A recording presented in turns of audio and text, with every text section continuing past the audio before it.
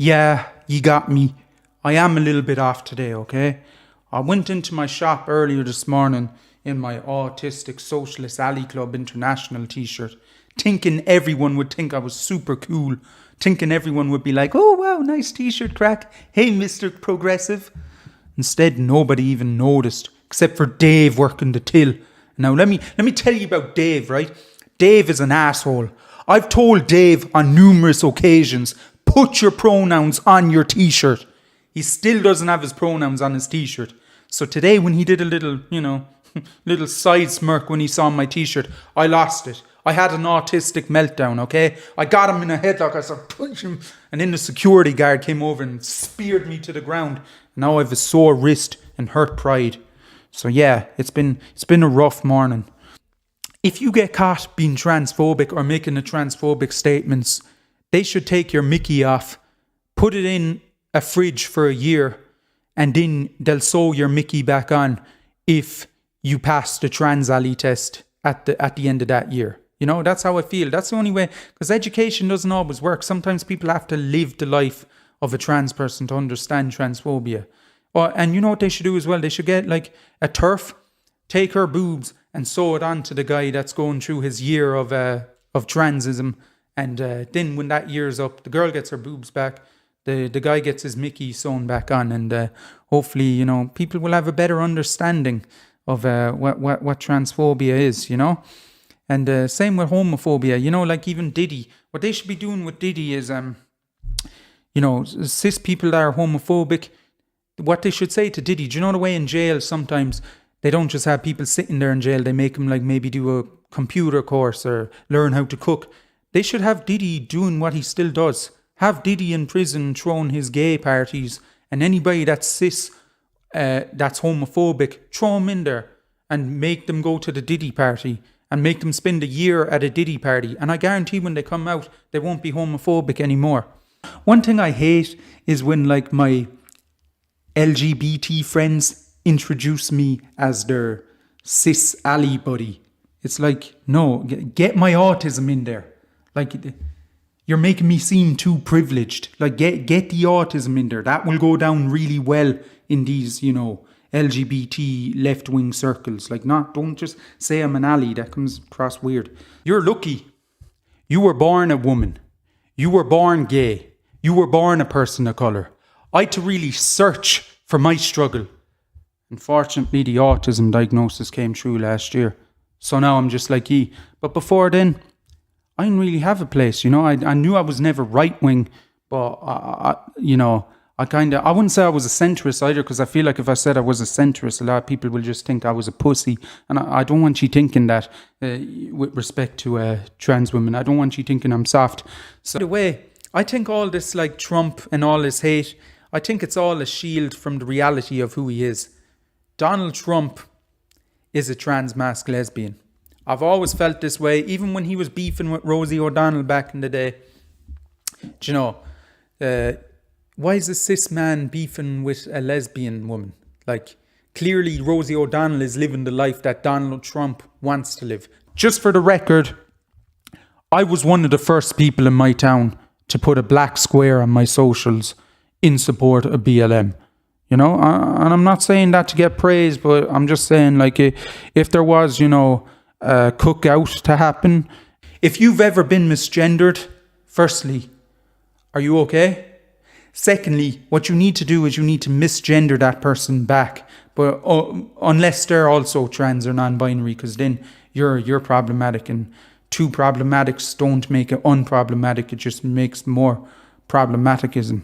Have these conversations with your buddies. Like, tell them to put their pronouns in their socials. Tell them to respect women. Tell them to donate money towards the local autistic guy's special interest of gambling. Like, do these things. Like, I feel like I've monetized my autism very well, but when analysing, I worry, have I properly utilised my dyspraxia diagnosis? Like, are there a couple million views I haven't got because I didn't tell people I have dyspraxia? So that's definitely something I'll have to look at in future. Maybe I'm saying the quiet bit out loud right now, but that's the thing. Like with Andrew Tate, I could never buy into Andrew Tate as a alpha male influencer because his chin is too weak. You know, like he might come out with all this alpha stuff, but his chin is beta, and you know the foundations are fucked once you have a beta chin. So no matter what you do, you know, trafficking women, being misogynistic, being racist, being whatever, transphobic. Yeah, those are all, I guess, alpha stuff, but it doesn't matter because his chin is weak. So no, I don't buy into Andrew Tate. Sorry, guys. So, and if you celebrate Halloween, and this might be my first opinion, and you're not Irish or you're not pagan, you're a cultural appropriator. So fuck you. But firstly, don't ever call me a performative activist. I'm really out here changing lives. What I do on this is real shit. Do you know how many people I G-checked into putting their pronouns in their bio? Do you know how many people's lives I've changed with every hashtag? I'm really out here, or really in here. I'm making a difference, so don't go there. When I walk into the buffet of equality, I go up to the counter and I ask for a big bowl of feminism. But I'll ask the chef before he serves me that big bowl of feminism. Is this feminism seasoned with women of colour? Are there disabled women ingredients in this bowl of feminism? Can you put some of that trans women gravy on this bowl of feminism? Can you put some of that gay women white sauce on this feminism? You know? Because that's just how I roll. Like, I'm Mr. Intersectional. Well, now as a friend, basically you're disrespecting me. Because last month I told you, switch up your identity, and yet here you are today. Still cis as fuck, still white as fuck, still no disability, no pronouns visible on your socials. Like, clearly you just don't care. You don't care about me and you don't care about yourself. So you're just going to keep going down this problematic path, this problematic right-wing path. And, you know, when you're 60 or 70, eventually you're going to be like, oh shit, why was I a dickhead all those years? Now no one likes me. Seeing a powerful African-American woman like Beyonce succeed is super inspiring to me as a autistic cis-white Irish guy. Like, it makes me think maybe I could do it. I hate when I come across a new band and I find out one of the members is a cis-white guy. It's like, oh, fuck, again. I refuse to see Donald Trump as my president. Because for one, he's a racist, misogynist, transphobic, ableist. But secondly, I'm actually Irish based in Ireland, so he's literally not my president. Even when I go on Twitter, I feel like I need to be 7 or 8, you know, Coors Light cans deep to actually understand what people are saying on that app, you know. And even then I only understand it because my brain's been degenerated to a level where I can comprehend what they're speaking, but it doesn't mean I agree what they're saying. I just understand it. I don't even get why Trump's running this time. Like, I thought the whole reason Trump ran in 2016 was to prove that America was still super racist, super misogynistic, super transphobic after Barack Obama won the time before. But, you know, he won and he proved that America is still racist, misogynistic and transphobic. But I don't really understand why he's running now. When I'm watching women's sport, I'm watching it to be inclusive, you know? So if I turn it on and I don't see at least 2 or 3 trans athletes or 2 or 3 non-binary athletes, if, you know, the racial diversity makeup isn't what I would have hoped for, I'm turning that shit off.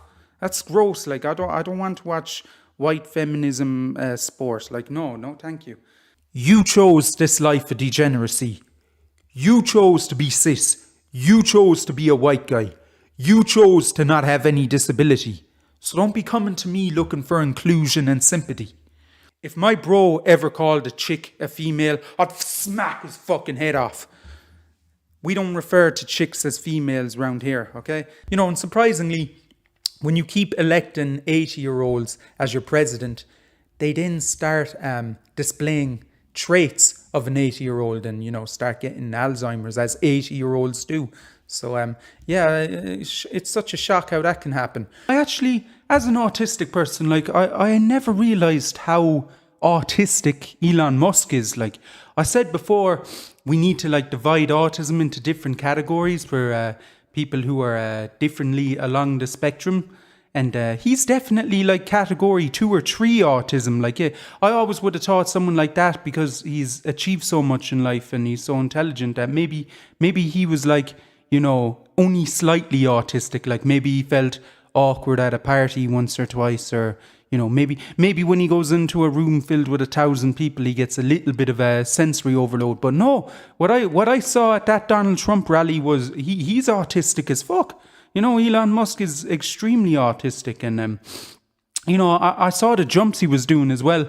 Now, I wouldn't put the jumps he was doing down to autism. I would put down to inebriated autism. You know, where, you know, a lot of autistic people in society, they will resort to alcohol. I know I have in the past as a means to fit into a social situation. It kind of takes you out of yourself, takes you out of your own head, and kind of helps you feel normal in an otherwise world that doesn't feel normal. So that's why so many autistic people rely on alcohol. So when I looked at those jumps Elon Musk was doing, the woo, definitely I thought that, yeah, that's autistic, but it's inebriated autism. He's had a few drinks to, you know, go up on stage. And you know, the one thing that I don't like about the discourse surrounding Donald Trump is the mockery of his hair. Because for me, it's the one redeemable trait he has. You know, like his hair, his politics scream old, conservative, racist, right winger. His hair screams, you know, widowed Aunt Patricia going out on a lesbian date for the first time with Caroline. Like that's the kind of vibe his hair gives. It gives a quirkiness that is stale politics don't give, which again makes me think definitely a trans-masked lesbian there pretending to be a right-winger. Let me get rid of that term. The thing about Americans as a whole is they don't like autistic people. They'll mock the shit out of autistic people. But what they do love more than they hate autistic people is billionaires. Because the way most Americans think is, hey, I don't got a pot to piss in, but I'll be damned if I try and stop that man from getting his bread. You know, up the millionaires, up Donald Trump, up Elon Musk. This is my America. Make America great again. You know, that's kind of their headspace. Even if they're like, you know, living in poverty, they still love the billionaires, because the billionaires are the American dream to them. You know, that's what it represents to see somebody get very rich and become a millionaire or billionaire. You know, it's like, damn, like why can't there be a band of just non-binary trans people of color? Like, I don't want to listen to a band with a white guy. You know, that's the thing with Oasis, and I know I've shit on Oasis before, but when I saw Oasis and I saw their, you know, how they were edgy, they were cool. I put on Oasis music the other day. It was some dreary, sappy, maybe you can, it was some of the most dreary shite I ever heard in my life. I thought they were going to be cool like rock stars. You know, I had some jobs worth commenting a few years ago, oh, crack boy, you're a free stater. And I had to look that up because I'd never heard that phrase, so I googled it, and apparently it means you're an Irish Catholic that doesn't care that Britain has 6 of your counties, and like that couldn't be further from the truth. Like I always said, I like my Ireland how I like my World Cup: 32 teams, 32 counties. You know, it's perfect. It's 8 groups of 4. Like I want a 32 county Ireland. You know, like so. Yeah, I support Free the North. And, you know, maybe even we can get, like, the Isle of Man as well. Like, we can get the Isle of Man off Britain, and maybe, you know, because I want to keep it at 32 counties. Maybe we trade, like, Leitrim, some irrelevant county like Leitrim, or one of the little Dublin counties like Laois or Kilkenny. Well, like trade one of those. Actually, get rid of Kilkenny, because Kilkenny are our biggest competitors in hurling. So get rid of Kilkenny and get the 6 counties back for Ireland, and everyone will be happy. So don't ever call me a Free Stater again. I'm an Irish Catholic. I went to Irish school for 14 years, okay? So get off me. Like the fact that the attack helicopter joke is like the best joke that the right wing have. It's like the only joke that they have towards trans people. That and a Ricky Gervais joke of trans people got dick. You know, like those are like your two jokes as a right wing. Like you're not really pushing the boundaries creatively. Like I don't know. Do right wingers not even believe in creativity? Is that kind of like them taking a powerful stance of like, no, fuck liberation, fuck creativity. We're gonna come with the same two bog standard jokes for 50,000 years. Like, is it a right wing thing to be anti-creative when you're doing right wing comedy? Americans and British people always are bickering over who has better food, who has more disgusting food. Let me act as the medium in this and tell ye that both your food is trash. American food, very dry. I think because there's so many people in America, you don't get the highest quality of food. You kind of just have to go with whatever.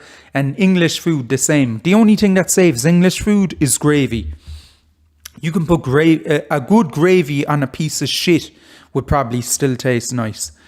Actually, it wouldn't. It would still be shit. It would be disgusting. But you know what I'm saying? Whereas a lot of American food just looks dry. Like, it just like mac and cheese. What's American people's obsession with mac and cheese? I don't think I've ever had mac and cheese in my life, and I don't plan on having it. I'll have a cheese and tomato pizza, but I'm not having mac and cheese. Like, what even is mac? Macklemore or something? I don't know. I don't want any mac and cheese. I know a lot of like leftists would be like, no, South Park is a left-wing show. Trey Parker and Matt Stone are left. No, they're nihilists, which, by the way, nihilism is like the easiest political stance you can take as a white guy in America or as a white Jewish guy in America. Like, that's the easiest thing, to just be like, oh, everything's fucked. Like, yeah, I'm a white privileged guy in America, but who cares? Everything's just fucked. I'm not going to call out anything because it just doesn't bother me, and pretending to care about either side is just, I don't know, a bit of an inconvenience. So that's what South Park is. It's a nihilistic show. Yes, it takes apart both sides, but I would argue, considering who makes it, it's probably a little bit problematic. But then again, that's my activism cap on. With my comedy cap on, I can say, yeah, it's actually a fairly solid show. As I said, 1 in 3 episodes are good. Like, I saw a picture of the founding fathers. Firstly, 2 of them are clearly non-binary, so stop misgendering them. And secondly, that is a shocking, race distribution. Like, there's 7 white individuals, no people of color. Like, somebody cancel these people's podcasts already. It's gross. Like, I don't know how in America you could have 7 white individuals found a country and for them to not be cancelled, or for their podcasts not to be cancelled. Like, what's going on? Like, Twitter was really slacking when the 7 of them got together. But people say gambling isn't a valid autistic special interest. But due to my autistic special interest of gambling, I came across my autistic special interest of basketball. See, 2 years ago, I used to do the slot machines every night, but you can't win on them slot machines. On the phone, the slot machines on the phone and the casino on the phone. It's rigged against you. That's why I like the kind of like unpredictability of sport. Anything that you can take out of the bookies' hands works in your favor as a gambler like me. So, but as it got to like 2 a.m., 3 a.m., there's no sport on. There's no football. There's no rugby. I don't really bet on rugby. There's no, hurling, GAA. So one sport that was on was basketball. So 2 years ago, I started watching basketball, and it's like my favorite sport now. It probably trumps football right now. Probably trumps football. I probably prefer NBA over football. So that just goes to show you, autistic special interest of gambling has worked out well, and I found a new interest in basketball. And I don't even, I can even watch basketball now without having a bet on it. But of course, I need to have a bet on it. But I can listen on a podcast to basketball without betting on it. So like, it has been a positive impact on my life. So funny as well, and I'll never get credit for this, but I was like one of the first people to make it cool to be autistic and make music. Now everybody's autistic. Now everybody's neurodivergent, especially in Ireland. People who laughed at me when I first came out making music talking about autistic legend, they got fucking full columns in the news. US comedy is very kind of like in your face, like, oh my God, Billy just dropped a slur. Where, Irish and English comedy is very situationship, like the aforementioned Derek or The Afterlife or The Office or other shows that Ricky Gervais has made. Whereas the US is more like, oh my God, Dean just put a fucking firework up his ass. Oh my God, bro.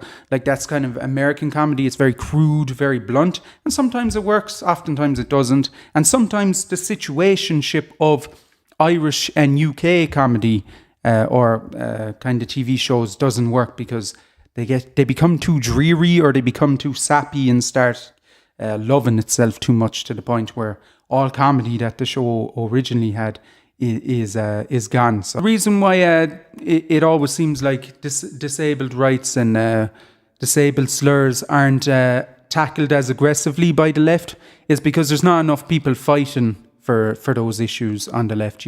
It's like if you saw outside your government building one person screaming disabled rights or 10 people screaming disabled rights, you'd be like, what are those clowns doing?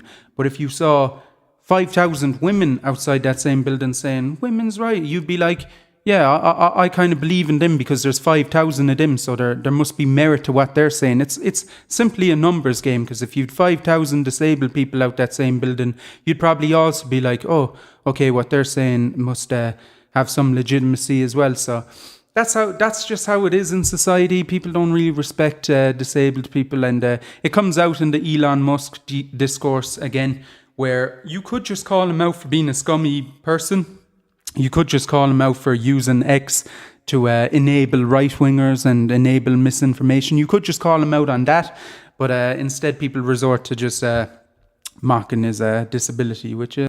also, I saw that Trump had a sit-down interview with The Undertaker, and people are like shocked, like, what, The Undertaker was right-wing? And it's like, of course he was right-wing. What? You don't, hang around Vince McMahon for 30 years if you don't have, problematic opinions. Like, what are you on about? But yeah, The Undertaker was there and he was asking Trump about, what about men in women's sport? Basically saying trans women aren't real women. And I was just thinking, like, is this not the same Undertaker that was around in the Attitude Era when men used to smack the heads off women with a steel chair and throw them through a table? Like, what? Why does he suddenly care about women in sport? A bit bizarre, but I guess that's the cognitive dissonance that a lot of right-wingers live with. Do you know the truly chronically online people? They're the 60 and 70-year-olds on Facebook posting conspiracy theories. They're not the blue-haired, non-binary, ADHD, whatever, who goes out partying every weekend. Their lives are lit. The chronically online ones are the 60s and 70-year-olds on Facebook every week posting conspiracy theories.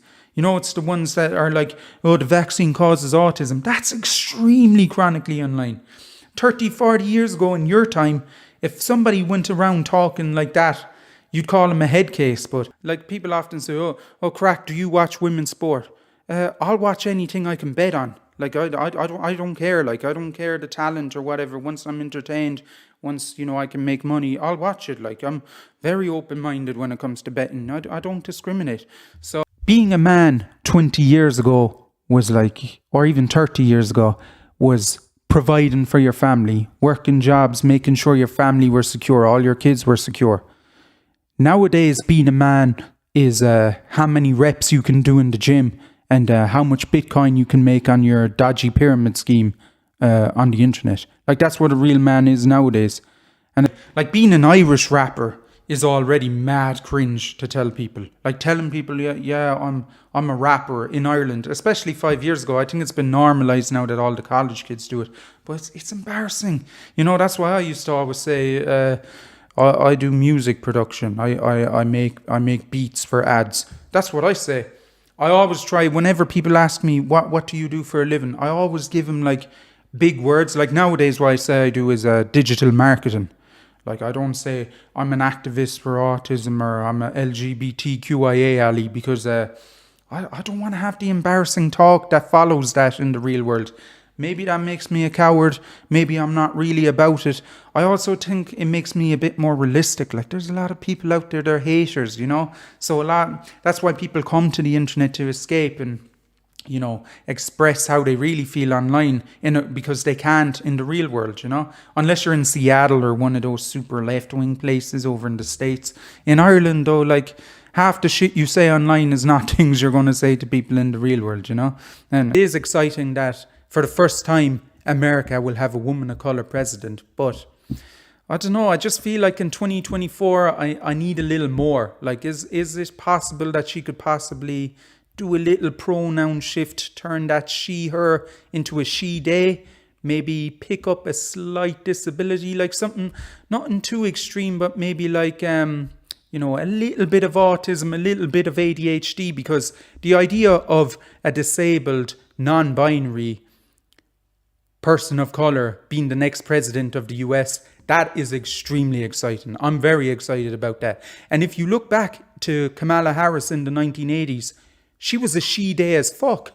Even like Charlie XX and her whole thing with Israel and stuff. It's like, well, why are you surprised? Like, these artists have had to do so much, overlook so much to get to the place where they are in a toxic capitalistic industry that nothing they say or do should come as a surprise to you. So the fact you stand these people and act like they're some liberal left-wing, you know, hero, you know, that just shows willful ignorance on your part, because the reality is if they were these heroes, they wouldn't be in the music industry, because the music industry is built on putting yourself above others. It's built on capitalism. So there are no heroes in the music industry. So don't be surprised when Jay-Z, Beyonce, Charlie XX, you know, people you thought were left-wing heroes before, they all get caught out for doing dodgy things. Because no, the base on which they stand on is toxic, and it's problematic, and it takes advantage of the vulnerable in society. So we have a lot of storms in Ireland, but we never get hurricanes like what was predicted for Florida and what happened in Hurricane Katrina. But I think what it reminded me is that Americans are completely crackers. Like, you know, like if we ever do take climate change seriously, we might just have to lock up the population of America for a couple of years. Because even if, you know, they were living in an ocean, if their house turned into a mini ocean, they still wouldn't believe that climate change was a problem. Like, I thought up to now that, okay, you know, a lot of people, they just come with this garbage right-wing rhetoric online. But in real life, if it came to their doorstep, they'd finally understand about climate change. But now what I'm realizing is, no matter what, you're going to have some Americans that are just going to be like, no, climate change ain't nothing, man. Like, the fifth thing that I most like about Ireland is the animals. I feel very safe in Ireland. Ireland's a very safe country when it comes to animals. Like, I feel like if I was lost in a forest, there's no animal I'd really fear running into. I mean, maybe like a wild dog, but like I'm a dog person, so like I'd get on well with the dogs. Even a wild cat, I mean, cats are kind of distant anyway, so I wouldn't really be afraid of them. The only animal that I was afraid of in the wild in Ireland growing up was the fox. But as I've grown up and I've moved out of the city, I realise foxes really ain't about it. Like, they're small. They're smaller than dogs. Like, they're not that dangerous. Like, I saw a fox the other day when I was going on a walk, and he just kind of looked at me and ran. Like, he wasn't about shit. So I'm not afraid of any animal in the Irish forest. You know, there's, like, you go to the States, and in their wilderness, you'll find snakes and crocodiles and alligators, you know, very scary place. But in Ireland, you know, as we know, St. Patrick got rid of the snakes in animal form anyway. There's plenty of snakes running around in human form. So Taylor Swift, she really showed how G she was last Sunday, because Donald Trump said, I hate Taylor Swift, and within 5 hours, his golf course was shot up. Now, maybe that's just a coincidence, but I think that was Taylor Swift showing the world, I'm not to be fucked with. And here's the thing, right? The same people that call out artists for being nepotism babies or whatever, They never help support underground artists. They never like buy their t-shirts, help them go to a gig. They just like complaining about and moaning about, and then wondering why those artists stop at a certain stage, because, you know, guess what? That artist you see online also has a life, also has to pay rent. You know, so like some people, they just love to moan, and you have to wonder, like, do they actually care about the issues they're moaning about? And the best thing about Ireland is the weather. Like, I hear a lot of people talk about, oh, I wish we'd Turkish weather, Bulgarian weather. You're not made for that. You know, the Irish weather is perfect, you know. You know, look after yourself. That's what I'd say to other autistic people. And, you know, I've seen myself, like, I've often been used as inspiration porn. Oh, the autistic guy that stands for everybody's rights. And it's like, I do. But at the same time, I don't like this pedestal that I've been put on. Because I feel like a lot of people online, what they'll do is, the fun part of building people up, it's kind of like Jenga, you know, like it's fun to be putting all the pieces together, building you up constantly. Oh my God, he's great, he's inspiring, he's phenomenal. But then the funnest part is when you pull that thing and the whole Jenga set comes crashing down, and then you can just, you know, show people your true emotions towards that autistic individual that you've been pretending to put on a pedestal. So, like, I don't care how many things you posted on Instagram to prove you're a good person, how many protests you've been to. If you're really a good person, and here's the thing, because everybody wants to be weird and quirky, actually being a good person makes you stand out more than anything nowadays. So instead of being on the internet trying to force people into thinking you're nice, why don't you, you know, go down and put €20 in a homeless guy's cup, or, you know, visit your local elderly neighbour with a dairy milk and have a cup of tea with them for half an hour and talk to them about their life, you know? That's what a nice person would do. They wouldn't be online all the time posting about how amazing they are. You know, that's what people think, like, with my content and my comedy content. Oh, you're taking the piss out of marginalised group. No, what I'm taking the piss out of is people who do the bare minimum, who do absolutely nothing, but think because they do the bare minimum, they're actually helping the world. That's what I'm taking the piss out of, not anybody else. It's the people. It's like the worst people, you know, when they get on their white savior arc and they like travel to Africa and travel to Asia and take pictures with the kids in those countries and post pics on the gram every day from their 2-week trip 4 years ago of them with kids, and be like, oh, look at me, I'm a good person. It's like, oh no, you're not a good person, you're a piece of shit. I know you. You know, that's kind